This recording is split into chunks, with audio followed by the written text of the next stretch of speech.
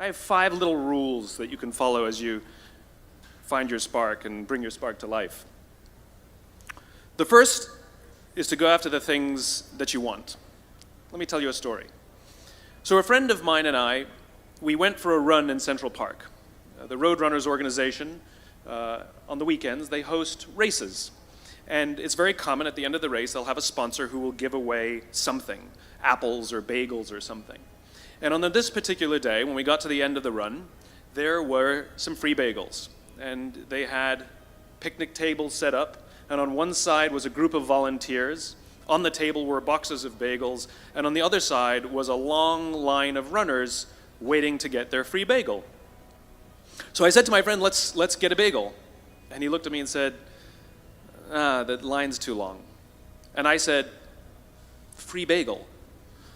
And he said, I don't want to wait in line. And I was like, free bagel. And he says, nah, it's too long. And that's when I realized that there's 2 ways to see the world. Some people see the thing that they want, and some people see the thing that prevents them from getting the thing that they want. I could only see the bagels. He could only see the line. And so I walked up to the line. I leaned in between 2 people, put my hand in the box, and pulled out 2 bagels. And no one got mad at me, because the rule is you can go after whatever you want. You just cannot deny anyone else to go after whatever they want.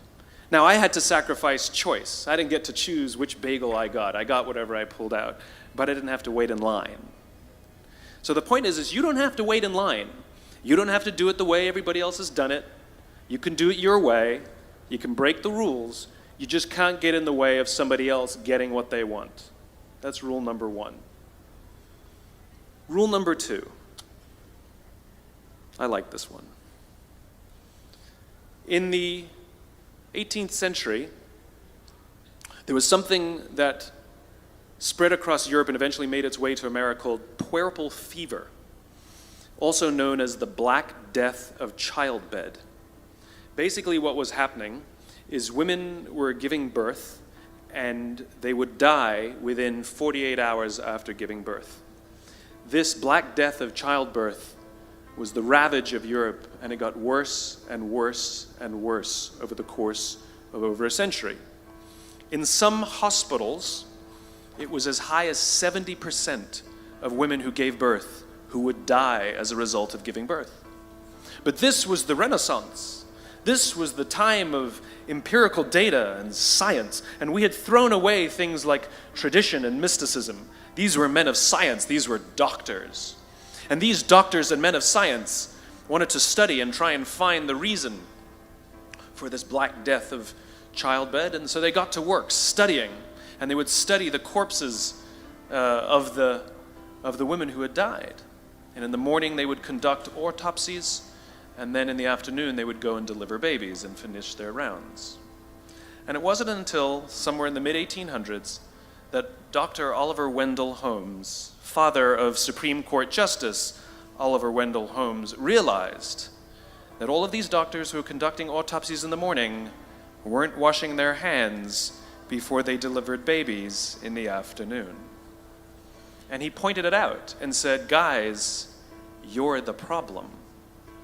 And they ignored him and called him crazy for 30 years.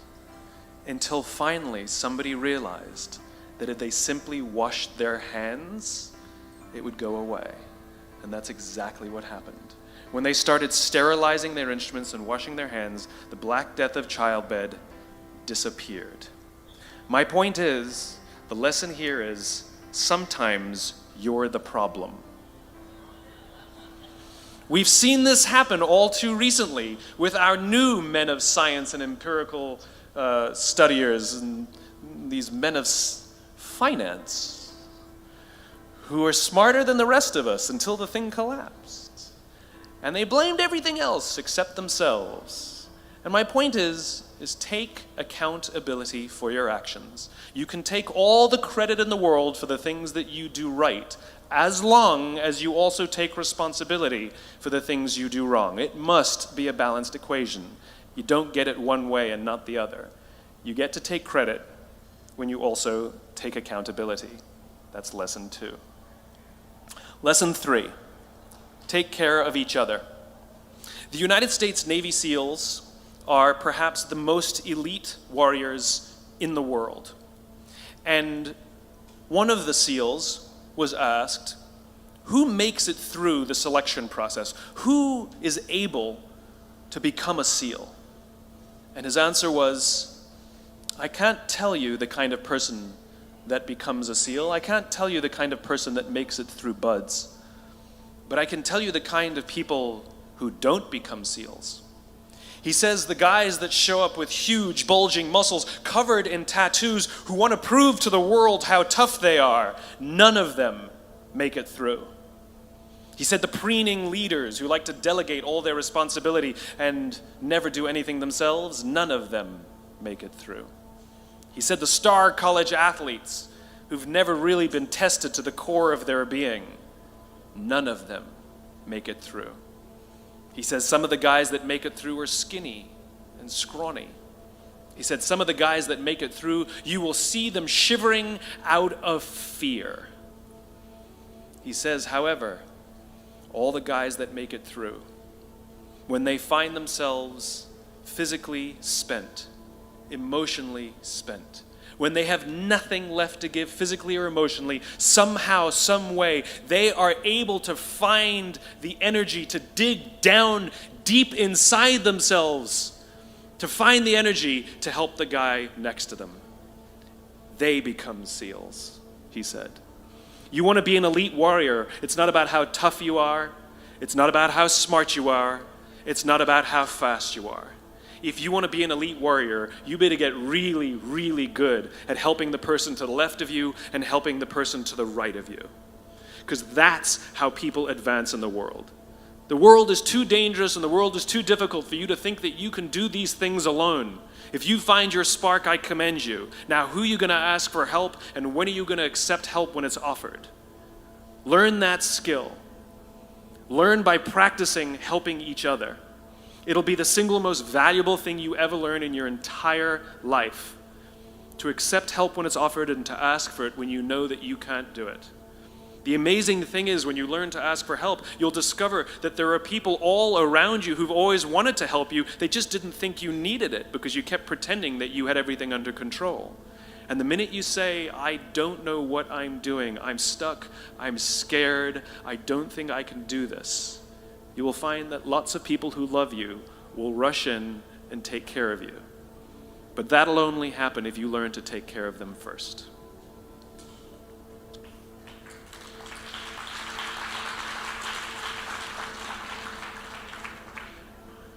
Lesson 4. Nelson Mandela is a particularly special case study in the leadership world because he is universally regarded as a great leader. You can take other personalities, and depending on the nation you go to, we have different opinions about other personalities. But Nelson Mandela, across the world, is universally regarded as a great leader. He was actually the son of a tribal chief. And he was asked one day, how did you learn to be a great leader? And he responded that he would go with his father to tribal meetings. And he remembers 2 things when his father would meet with other elders. 1, they would always sit in a circle. And 2, his father was always the last to speak. You will be told your whole life that you need to learn to listen. I would say that you need to learn to be the last to speak. I see it in boardrooms every day of the week. Even people who consider themselves good leaders, who may actually be decent leaders, will walk into a room and say, here's the problem, here's what I think, but I'm interested in your opinion, let's go around the room. It's too late. The skill to hold your opinions to yourself until everyone has spoken does 2 things. 1, it gives everybody else the feeling that they have been heard. It gives everyone else the ability to feel that they have contributed. And 2, you get the benefit of hearing what everybody else has to think before you render your opinion. The skill is really to keep your opinions to yourself. If you agree with somebody, don't nod yes. If you disagree with somebody, don't nod no.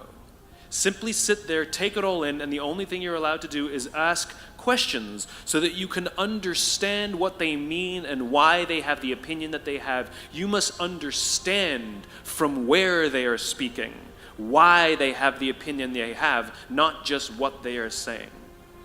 And at the end, you will get your turn. It sounds easy, it's not. Practice being the last to speak. That's what Nelson Mandela did. Number 5. It's Monty Python. 1, 2, 5, 3. For all the other nerds in the audience. There's one. Number 5. My favorite one of all. True story. There was a former Undersecretary of Defense who was invited to give a speech at a large conference, about 1,000 people. And he was standing on the stage with his cup of coffee and a styrofoam cup, giving his prepared remarks with his PowerPoint behind him. And he took a sip of his coffee and he smiled and he looked down at the coffee. And then he went off script. And he said, you know, last year I spoke at this exact same conference. Last year I was still the undersecretary. And when I spoke here last year, they flew me here business class. And when I arrived at the airport, there was somebody waiting for me to take me to my hotel. And they took me to my hotel and they had already checked me in and they just took me up to my room. And the next morning I came downstairs and there was someone waiting in the lobby to greet me and they drove me to this here same venue. They took me through the back entrance and took me into the green room and handed me a cup of coffee in a beautiful ceramic cup. He says, I'm no longer the undersecretary. I flew here coach. I took a taxi to my hotel and I checked myself in. When I came down the lobby this morning, I took another taxi to this venue. I came in the front door and found my way backstage, and when I asked someone, do you have any coffee? He pointed to the coffee machine in the corner, and I poured myself a cup of coffee into this here styrofoam cup. He says the lesson is, the ceramic cup was never meant for me. It was meant for the position I held. I deserve a styrofoam cup. Remember this. As you gain fame, as you gain fortune, as you gain position and seniority, people will treat you better. They will hold doors open for you. They will get you a cup of tea and coffee without you even asking. They will call you sir and ma'am, and they will give you stuff. None of that stuff is meant for you. That stuff is meant for the position you hold. It is meant for the level that you have achieved of leader or success or whatever you want to call it. But you will always deserve a styrofoam cup. Remember that. Remember that lesson of humility and gratitude. You can accept all the free stuff. You can accept all the perks. Absolutely, you can enjoy them. But just be grateful for them and know that they're not for you. I remember getting off the Acela. I took the Acela from New York to Washington, D.C. And I got off the train like everybody else. And I was walking down the platform like everyone else, and I walked past General Norty Schwartz, who used to be the Chief of Staff of the United States Air Force, the head of the Air Force. And here I did, see a guy in a suit schlepping his own suitcase down the platform just like me. And just a couple months ago, he was flying on private jets and he had an entourage and other people carried his luggage. But he no longer held the position. And so now he got to drag his own suitcase. And never did it sort of remind me more that none of us deserve the perks that we get. We all deserve a styrofoam cup. It was a pleasure meeting you guys this afternoon. I was blown away by your honesty and your curiosity and your poise. And I am confident that the future is bright despite the fact that America looks like an absolute mess right now. I am confident that the future is bright for one reason and one reason only, because you will grow up and you will be our future. Thank you very, very much, guys. You're wonderful.